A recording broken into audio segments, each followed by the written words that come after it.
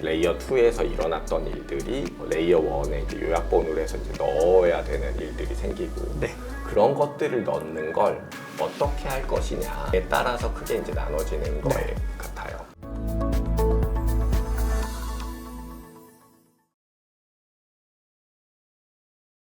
그리고 갑자기 또 이제 제가 들으면서 의문이 생긴 게 이제 폴리곤 같은 경우는 매틱을 활용한다고 말씀을 해주셨고 아비트럼, 옵티미즘은 이제 이더를 이제 활용을 하게 되는데 자 그러면 아비트럼이나 옵티미즘 같은 경우는 자체 토큰은 어떤 용도로 주로 또 활용이 되는 건가요?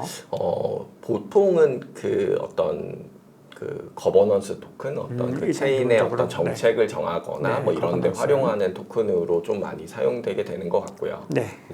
거기에 이제 확장적으로 나중에 수수료를 이제 이더가 아닌 그런 토큰으로도 이제 골라서 쓸 수 있게 만들겠다 뭐 이런 계획들을 가지고 있는 걸로 그냥 알고 있습니다. 저희가 그 각각의 토큰들을 제가 막 많이 분석해 보진 않아서. 그러면 저희가 조금 기술적인 얘기에서 요거 하나만 더 좀 들어가 보면은 우리가 이제 롤업도 종류를 조금 나눴을 때 보통 옵티미스틱 롤업이 있고 GK 롤업이 있는데 그 두 가지는 좀 결정적인 차이점, 이렇게 시청자분들이 좀 쉽게 이해하실 수 있는 딱 결정적인 차이점 어떤 게 있을까요? 기본적으로 이더리움이라는 레이어 1하고 이제 롤업이라는 레이어 2 간에 뭔가 왔다 갔다 해야 되잖아요. 자산들도 왔다 갔다 해야 되고 레이어 2에서 일어났던 일들이 레이어 1에 이제 요약본으로 해서 이제 넣어야 되는 일들이 생기고 그런 것들을 넣는 걸 어떻게 할 것이냐에 따라서 크게 이제 나눠지는 것 같아요. 그래서 뭔가 복잡도로 보면 GK 롤업이라는 애가 좀 더 복잡하거든요. GK라는 건 뭐 영지식 증명, 영지식의 이제 약자인데 이름부터 어렵잖아요. 이미 너무 어렵습니다. 제로는 올리지인데 뭔가 암호학적인 용어. 그렇죠, 암호학적인 용어죠. 그래서 이제 뭔가 좀 더 복잡하고 이제 반대에 있는 건 이제 옵티미스틱 롤업인데 옵티미스틱은 영어 단어로 보면 뭐 낙관적인 뭐 이런 뜻이 이제 되는데 기술적인 복잡도로 보면 옵티미스틱 롤업 방식이 좀 더 단순하다. 단순하다는 건 도입하기가 쉽다는 거죠. GK 롤업에서는 위에서 무슨 일이 벌어졌는지를 요약해서 이제 레이어 1으로 내려놓는 과정에서 어떤 영지식 증명이라는 암호학적인 방법을 사용하는데 증명이 좀 더 쉽고 빠르다. 대신에 좀 더 복잡하다. 이런 이제 차이점이 있어요. 그리고 레이어 2를 만들 때 스틱 롤업 같은 경우는 이미 그냥 일반적으로 이더리움 위에서 쓰던 그 기술 그대로 가져와서 그걸로 레이어 2를 만들더라도 이제 만들 수 있는데 GK 롤업 같은 경우는 그걸 그대로 가져와서 만들 수 있는 상태는 아니었고 그걸 일부 수정해줘야 되는 영지식 증명이라는 걸 활용하기 위해서 그 코어를 좀 수정해야 되는 일들이 있었어요. 그래서 롤업이라는 걸 확산시키고 싶은데 빠르게 도입하기 좋은 건 옵티미스틱 롤업이었던 거죠.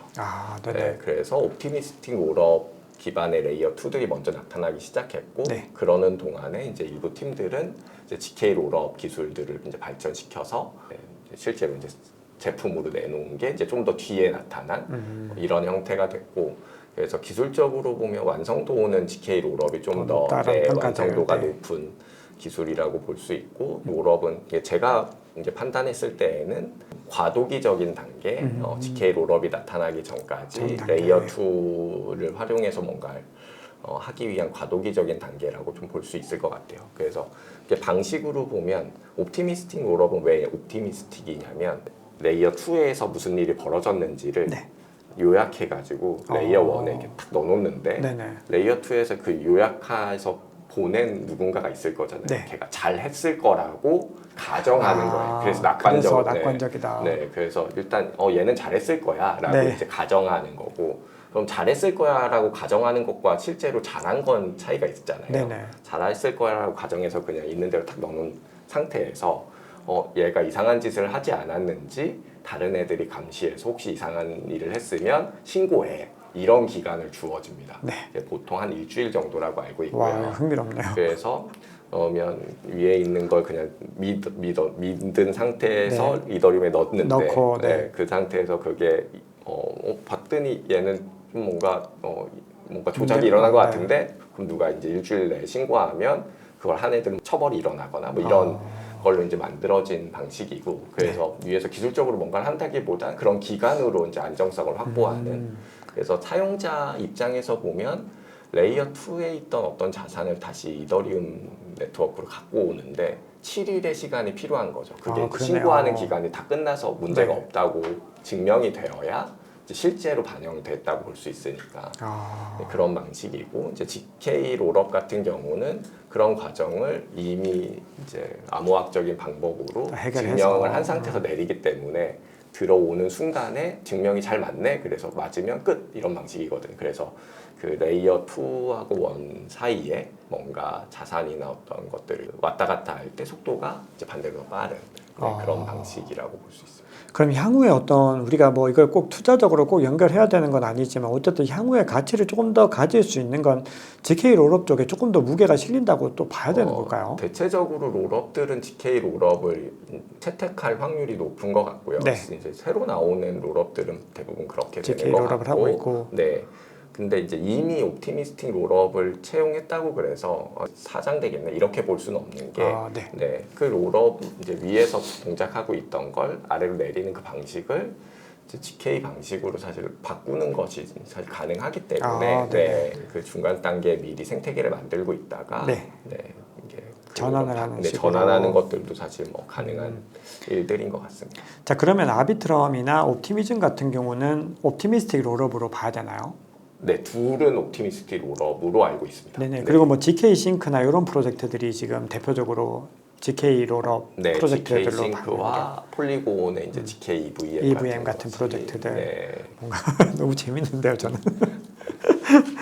와. 자, 그러면 이제 레이어 2에 대해서 이제 하나의 질문 정도만 더 드려야 될 것 같은데 지금 저희가 이제 뭐 여러 방식들을 알아봤습니다. 그런데 가장 중요한 건 롤업이고 그래서 우리가 옵티미스틱 롤업 그리고 GK 롤업을 좀 구분해서 좀 심도 있게 알아봤는데 이 레이어 2라는 방식이 결국 이더리움에 해결하려고 하는 목적의 중요한 부분은 앞서 탈중앙화, 보안성, 안전성을 무너뜨리지 않고 확장성을 확보한다는 것에 있는데 이게 어떤 확장성을 확보하는 데 근본적인 해결책이 될 수 있을 거라고 보시나요? 방향은 뭐 그럴 수 있다고 보고요. 네. 근데 해결해야 되는 일들은 이제 많이 남아 있는 상태인 것 같아요. 그래서 그 일들을 어떻게 해결하느냐가 이제 중요한 관점이 될 것 같고, 네. 만약에 이제 이더리움 네트워크 자체를 뭔가 업그레이드해서 확장성을 확보했다면, 그러면 그 생태계를 이제 각각을 만들어야 되는 이런 어려움들이 사실 발생하지 않았을 거거든요. 네네, 대신에 그렇죠. 이제 무언가를 포기했어야 될 확률이 높은데. 이제 롤업으로 가면서 그 이제 롤업들 간에 어떤 롤업에서 생태계가 만들어지느냐 이제 중요해지는 것 같고 네. 롤업들 간에 어떤 자산들이나 이런 것들이 얼마나 심리스하게 이루어지는지 아니면 롤업과 이더리움 네트워크 간에 어떤 자산들의 이동이나 이런 것들이 밖에서 보면 하나의 플랫폼처럼 보이게 만들어질 수 있는지 네. 이런 것들은 이제 여전히 이제 해결해야 되는 문제인 것 같아요. 그쵸. 그래서 하나의 체인에서 다른 체인으로 자산을 옮긴다는 게 사실 해킹의 위협이나 아니면 보안적인 이슈들도 있고 그게 쉬운 이슈는 사실 아니라서 네, 그런 것들에 대한 해결들이 좀 필요한 것 같고요. 안 그러면 이제 하나의 레이어 1, 레이어 2 네트워크에서 이더리움으로 자산이 내려왔다가 여기서 다시 올라가고 이런 것들이 좀 필요하게 되는데 그렇죠. 그럼 사실 이제 비용이 사용자 입장에서 비용이 높아지기 때문에 그런 종류의 어떤 이제 사용성 그런 것들은 여전히 숙제로 남아있다. 숙제로 남아있는 것 같습니다. 네.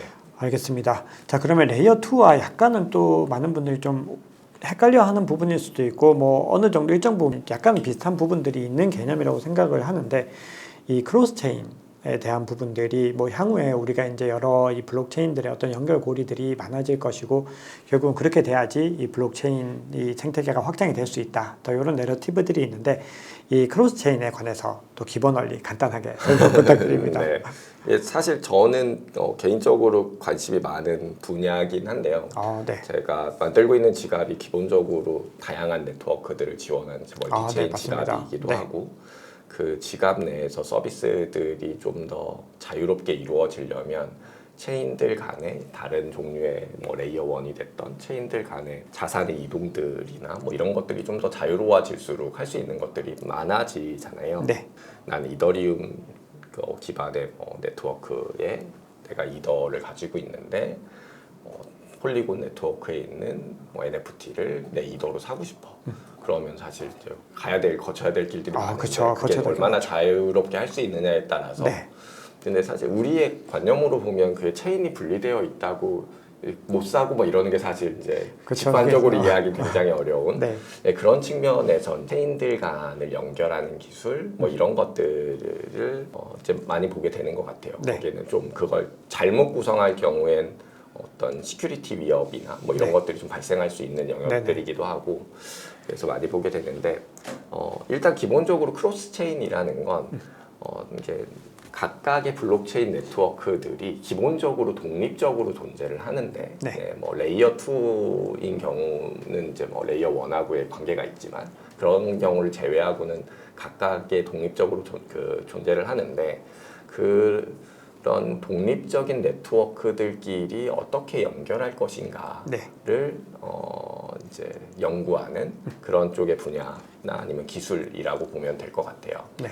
그래서 그걸 이제 해결할 수 있는 방법들 아니면 그걸 해결하려고 이제 나온 서비스들이 이제 종류들이 좀 여러 가지가 있는 것 같은데 네. 가장 심플한 버전은 중앙화되어 있는 누군가가 그걸 중개해주는 중계를 네. 겁니다. 그래서 뭐 이더리움과 폴리곤 사이에 있는 자산을 이동하고 싶다. 그러면 뭐 폴리곤 네트워크 재단에서 뭐 예를 들면 그걸 만들면서 이더리움 네트워크 이제 넘기는 방식도 좀 여러 가지가 있는데 가장 기본적인 건 한쪽 체인에 있는 자산을 잠가놓고 네. 다른 쪽 체인에서 그만큼을 이제 새로 발행하는 이런 네. 방식이거든요. 그래서 이더리움 네트워크에 있는 뭐 매틱 토큰이 있는데 그거 100개를 폴리곤 네트워크로 옮기고 싶어. 그러면 이더리움 네트워크에서 100개가 잠겼는지 확인하고 있다가 강화된 애가 그러면 너 이거 10개, 100개 이제 새로 발행하면 돼. 네. 이렇게 이제 해결을 하는 거죠. 네. 가장 심플한 모델이 되고 단점은 이제 중앙화되어 있다는 점. 네. 중앙화되어 있다는 건 그 서비스가 멈췄을 때 이동할 방법이 없다. 뭐 이런 것들이 첫 번째 문제고 네. 공격 포인트가 그 중앙화되어 있는 그쵸, 포인트만 네. 이제 공격하면 된다. 이게 이제 두 번째 단점인데 이제 두 번째 이슈 같은 것들 때문에 뉴스에 뭐 브릿지가 해킹됐다든지 뭐 이런 뉴스들이 나오는 게 대부분 해킹은 브릿지에 대한 얘기들 그런 겁니다. 그래서 브릿지가 중앙화되어 있으면 내가 이쪽에서 코인을 발행할 수 있는 권한이 있잖아요. 네. 폴리곤 네트워크 입장에서는 이더리움 네트워크에서 그게 락됐는지를 확인을 못하고 그렇죠. 네, 중앙화되어 있는 브릿지만 그냥 믿고 있기 때문에 네네. 여기에서 그걸 발행할 수 있는 권한을 탈취해서 이거 락됐으니까 너 그냥 일단 만개 그러니까. 해봐. 그러면 모르니까 그냥 막 발행하게 발행을 되는 하고 네. 그러니까요. 네, 그런 종류의 이제 해킹들이 이제 발생할 수 있는 거죠. 네.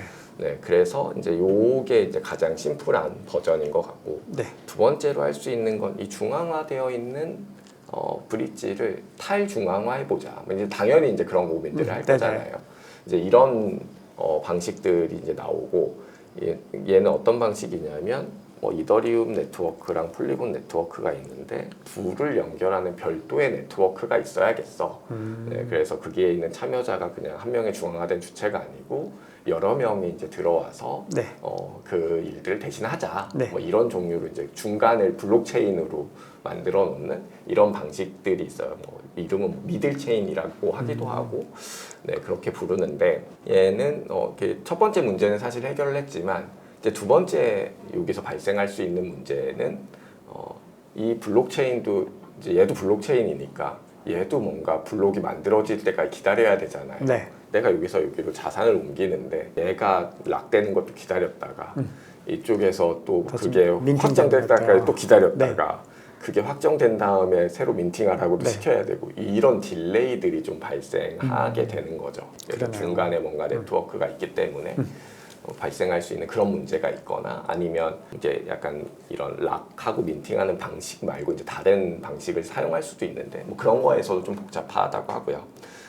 그리고 이제 가장 큰 문제는 뭐 중앙화된 브릿지도 그렇고 이런 미들웨어도 그렇고 가장 큰 문제는 뭐냐면 이제 이더리움과 폴리곤을 연결하려고 그러는데 폴리곤 네트워크 입장에서는 어찌됐든 얘가 탈중앙화되어 있던 중앙화되어 있던 얘를 믿어야 된다는 게 이제 기본적으로 문제인 거죠. 네네. 폴리곤 네트워크에서는 이더리움 네트워크에서 얘가 락을 잘했다는 걸 아는 게 되게 중요한데 그렇죠. 그걸 별도의 뭐 네트워크나 중앙화된 브릿지를 믿어야 되면 사실 그 안에서는 뭔가 보안적인 이슈가 발생할 가능성이 늘 존재하는 그런 것들이 있죠.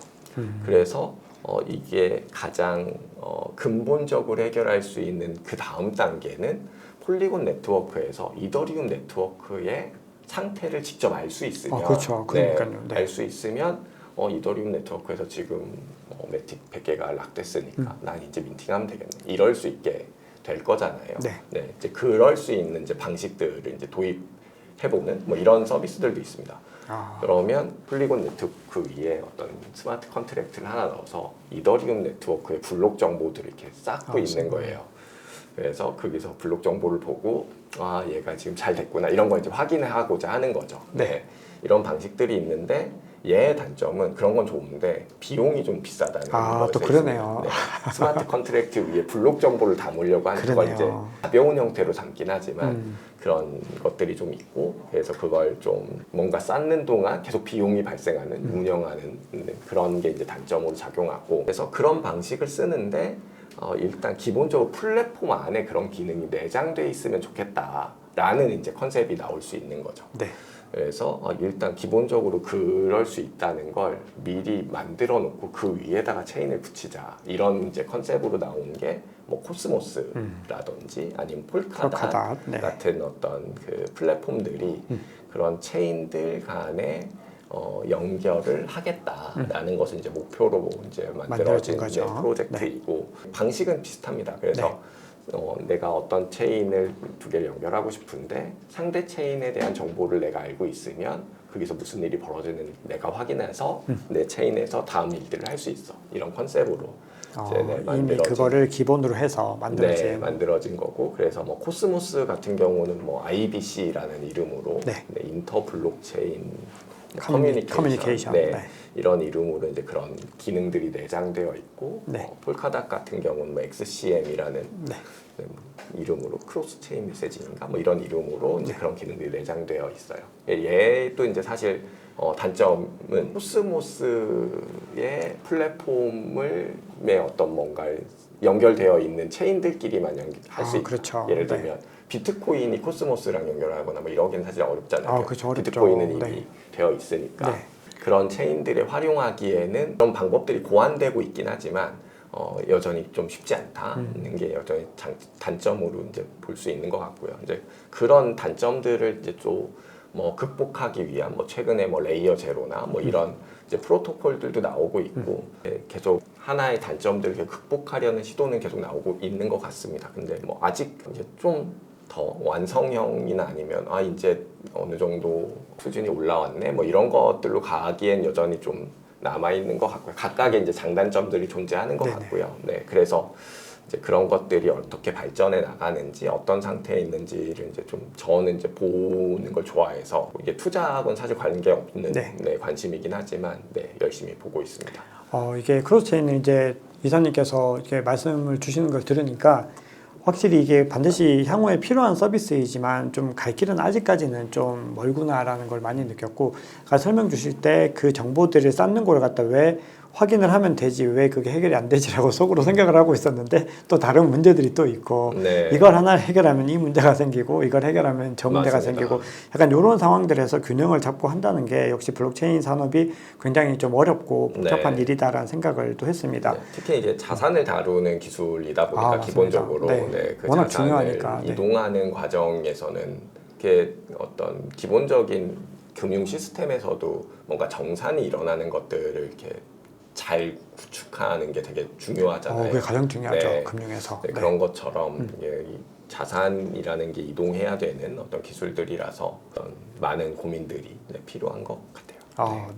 요즘에 이제 시장이 많이 이제 크립토 인터를 지나면서 이 가상자산도 많은 타격을 엄청나게 입었지만 사실 NFT는 비교할 수 없을 정도로 어떤 자본 유출은 심각한 상황이고 거래량도 거의 뭐 급감을 한 상황인데, 그러다 보니까 최근에 이제 유튜브에서 NFT는 뭐 다 이제 죽은 건가요? 약간 이런 영상들이 좀 인기를 끌기도 했는데, 또 이 이사님께서는 NFT에 대해서도 굉장히 또 많이 전문가로 또 알려져 계시고 굉장히 NFT에 대해서 조예가 깊으신데, 지금 향후에 NFT가 이렇게 가는 걸까요? 저는 뭐 그렇지 않을 거라고 생각을 하는데 이사님 생각은 어떠신가요?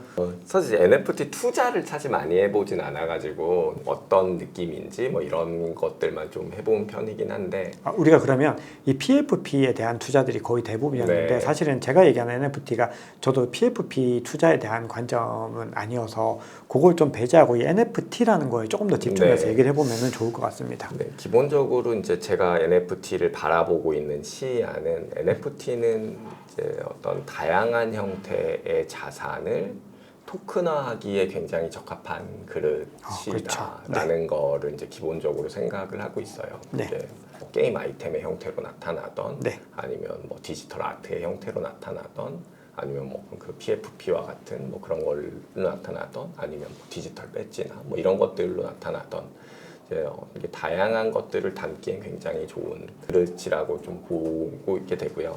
그 중에서 이제 2021년도에 이제 NFT의 붐들이 일어날 때는 투자 상품으로서의 NFT가 그렇죠. 많이 주목을 받게 된 네. 것 같아요. 사실은 그런 투자 상품이 아닌 것들도 사실 굉장히 많잖아요. 그렇죠. 네. 그래서 반대로 그런 나머지 영역들에 대한 관심은 좀 많이 못 받지 않았나 뭐 이런 생각은 좀 들고 있고요.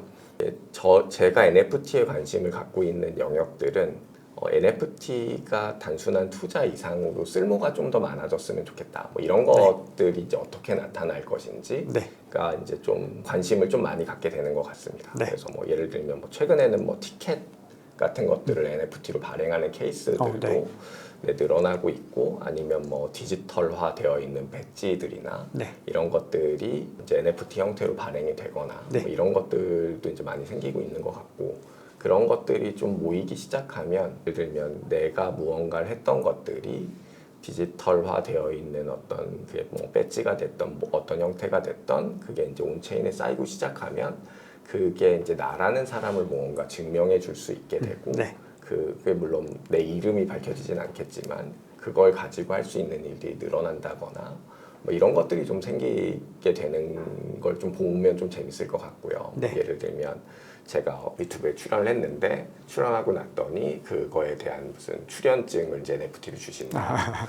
그러고 나면 얘의 그 개방성이나 이런 것들은 나중에 제가 뭐 어딘가에 링크드인을 갔더니 링크드인에 그런 종류의 출연증을 네. 그냥 드러낼 수 있게 돼. 그러면 네네. 사실 종환님하고 링크드인이 제휴하지 않더라도 네. 사실 그런 일들은 가능해지잖아요. 그쵸, 네, 가능하죠. 그게 이제 개방성이 주는 강력함이라고 볼 수 있고요. 네. 그런 종류의 NFT들은 사실 투자의 목표가 있거나 그런 종류의 NFT는 아니다 보니까 네. 네, 그런데도 이제 쓸 수 있는 영역들은 좀 더 넓어질 수 있는 케이스가 될 것 같고 그런 케이스들을 좀 많이 늘려가는 거에 좀 관심을 좀 많이 갖고 있어요. NFT와 관련해서는. 그래서 저희가 해외에 있는 NFT 프로젝트들이나 아니면 사용 사례들 이런 것들을 좀 종종 분석해서 이제 리포트로 내고 있기도 하고 네. 이제 저희가 만들고 있는 이제 위핀이라는 지갑 서비스에도 이제 그런 종류의 기능들을 좀 강화하는 방향으로 이제 넣게 되기도 하고 뭐 이렇게 되는 것 같습니다. 네, 알겠습니다.